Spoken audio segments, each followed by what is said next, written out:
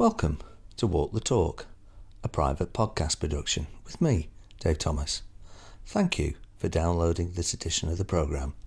I do hope you enjoy it.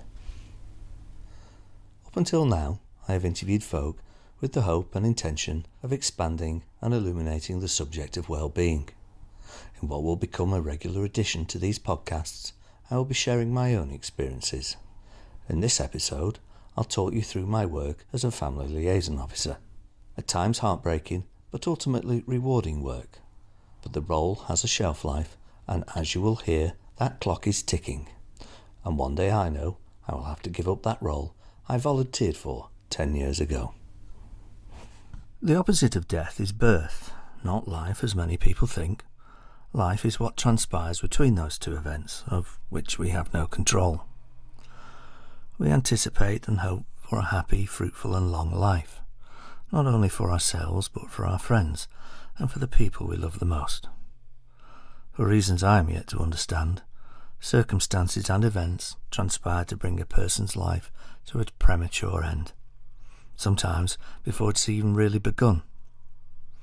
If that death is the result of a potential criminal act, then a family liaison officer is parachuted in, landing firmly in the middle of an emotional no-man's land of a devastated family. I purposely use that language because we invade a family's grief and intimacy with the same abruptness that a shell hits the floor. You are entering a vacuum with little to offer but yourself. Working as a family liaison officer can be immensely rewarding to help a fellow human being in their darkest hour and actually be in a position to change the world for one person, or at least help them to adjust to a new one. That painful privilege does have a price, and as in all things in life, a price that has to be paid. If not managed effectively, that privilege can come with a very high price indeed.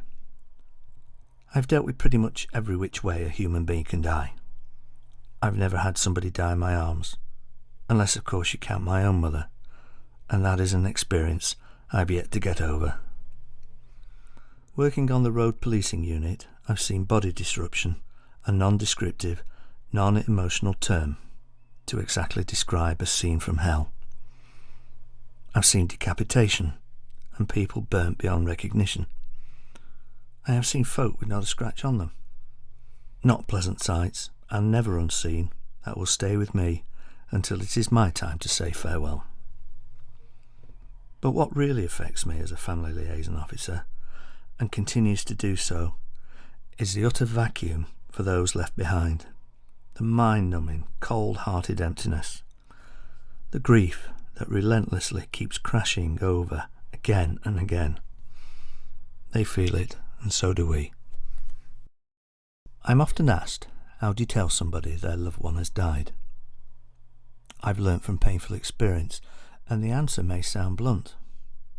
Use plain words in simple sentences. They have died. They have been killed. They know what I'm going to say when they open their front door. It's written all over my face, and they're listening hard for the words they desperately don't want to hear. It's important, therefore, to be clear, because they're already in shock. I feel a tremendous amount of relief once I have passed that message. The worst thing for me is for them to say, I know. A family liaison officer will, wherever possible, go to the scene of a fatal collision. They'll brief by the senior investigating officer on the circumstances and any clues as to the identity of the deceased. It's not always that easy, and there is a tremendous amount of pressure to let the next of kin know as soon as possible.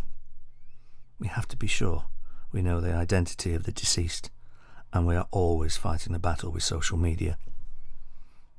I have lost count how many times I have destroyed a family with that news, but it always starts the same way. Visit the scene, do your background checks, and trying to keep your mind on the road as you drive to their house. But honestly, you're already in another place, preparing yourself to enter their world and to become a part of it. Even before you've got to the house, you're soaking information in. What sort of neighbourhood is it? Style of the houses? Even the width of the road you're driving along? Then there is the house, and you're looking for something that if seen will fill you with dread. The toys of children lying in the garden. Advance warnings that this is going to be a tough one. I know of a colleague that had to deliver that message to a waiting wife and children who were about to celebrate a birthday. I've had to get people out of bed, turn the gas off on a cooker for a dinner about to be served, bury a dog that had been killed with its owner. The list is as long, as is varied, as it is tragic.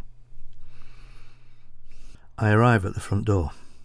I hesitate to knock, taking a deep breath as I raise my arm. Sometimes the door opens suddenly before I get the chance to knock. I introduce myself and insist I come inside. I ask if there's anybody else in the house. I have known folk we thought had been killed, only to walk down the stairs. I also ask that question to make sure that there is support available. I take in every little detail. You can tell whether there's love in a house.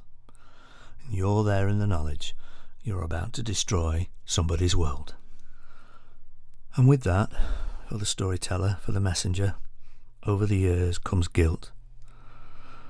Sometimes my mind has wandered over to that famous Hindu text quoted by the father of the atomic bomb. I have become death, but I know I'm only the messenger. People react in different ways. I've been slapped, hugged, screamed at, and even had a cup of tea made for me. And I've nearly had a cup of tea poured over me. Over the years I've learnt the power of silence. I used to try and fill that void over the sobbing tears, invariably saying something stupid. Now I don't bother. The next huge emotional hurdle for me and my family is the formal identification. Yes, you see, they are my family now. I came into their world as a stranger, and now our common friend is death. Identification is usually done at the hospital mortuary. The staff are acutely aware of the circumstances and are so very supportive towards the next of kin. For many, this is the time when the awful news finally sinks in.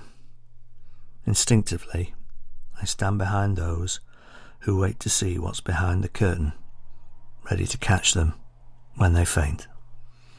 All too often they'll say to me, they didn't believe me until they'd seen their loved one with their own eyes. The first few hours for a family liaison officer are draining, both emotionally and physically. It is the start of a long, painful route lasting many months, which is littered with hurdles and troughs. I have shared the grief of many families over the years. Some start off as friends and remain friends. Some start off as enemies, becoming friends. But I am proud to say I've never lost a friend, nor created an enemy. That takes more than dedication and hard work. It takes sacrifice, in point of fact. And so, to the real point of this podcast, all of this takes its toll. A toll that must be paid. A willing transaction nonetheless. Each subsequent deployment gets harder, not easier.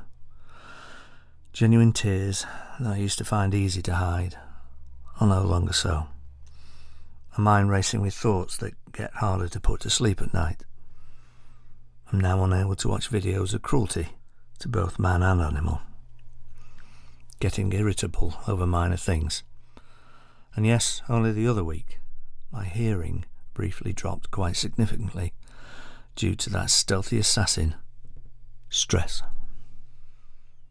Being honest with myself, I realised that I am getting closer to emotional saturation.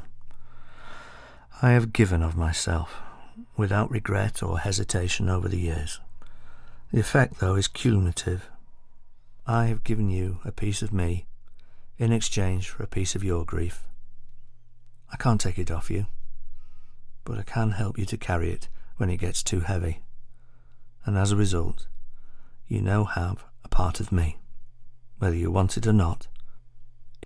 So how much more do I have left to give? The honest answer is I don't know. But I have learnt throughout the years, and my own emotional intelligence tells me, I won't be waiting until it gets too late. Quitting whilst you're ahead is not the same as quitting.